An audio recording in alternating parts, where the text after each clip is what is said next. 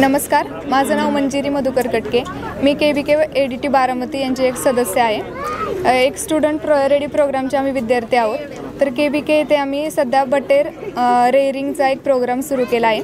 शेतकऱ्यांसाठी जास्त फायदेशीर ठरणारा हा प्रोग्राम आहे। त्यामध्ये बटेर जे लावी जॅपनीज जे क्वेल आहेत ती एक प्रजाती रेअरिंगसाठी शेतकरी यूज करू शकतात। त्यामध्ये आम्ही KVK ADT बारामती जे आहे ते 50 रुपयाला 1 महिन्याचा एक पक्षी त्यांना शेतकऱ्यांना प्रोवाइड करतो। तर त्याचं वजन जास्तीत जास्त 200 ते 250 ग्रॅमपर्यंत वाढतं आणि मेनली ते मेडिसिनल पर्पजसाठी यूज केलं जातं, जसं की दम्यासाठी।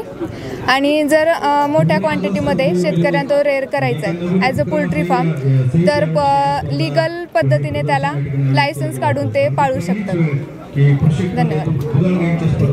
साधारणतः त्याला शेड वगैरे कसा असावा, काय शेड वगैरे आता 10 बाय 10चं शेड आहे, त्यात आपण 100 पक्षी निवांत पाळू शकतो अकॉर्डिंग 10 बाय 10 मध्ये।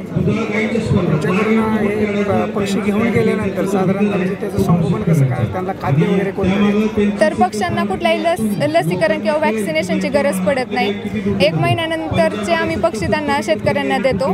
त्याच्यानंतर जे भरड धान्य असतील किंवा मग आपण जे परस बागेतील कोंबड्या आहेत त्यांना जे आपण खाद्य टाकतो ते आपण त्यांना देऊ शकतो। यानुसार 200 ते 250 ग्रॅमपर्यंत वाढल्यानंतर 2 ते 2.5 महिन्यानंतर लीगल पद्धतीने शेतकरी हॉटेलला किंवा मग दुसरीकडे काही मार्केटिंग लिंक असेल त्यानुसार ते पक्षी विकू शकतात।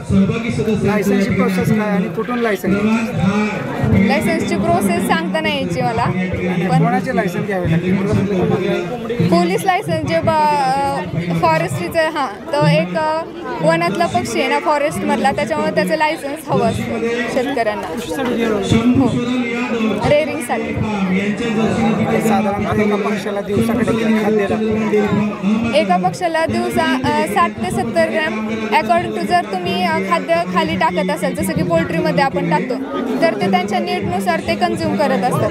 त्याच्यामुळे एकदम टाकून दिलं तर एकाच दिवसात ते खाद्य संपणार नाही आहे। त्याच्यामुळे तुम्ही तुमच्या अकॉर्डिंग टू नीडनुसार तुम्ही त्यांना देऊ शकता। त्याचं म्हणजे लाईफ सर्कल कसं असतं? म्हणजे लाईफ सर्कल ते 44 आठवड्यांपर्यंत त्याची पूर्ण वाढ होते आणि 2 महिन्यानंतर 1.5 ते 2 महिन्यानंतर ते अंड्यावर येतात आणि ते त्यांचे अंडे उगवून पक्षी आपण पुन्हा त्यातून तयार करू शकतो।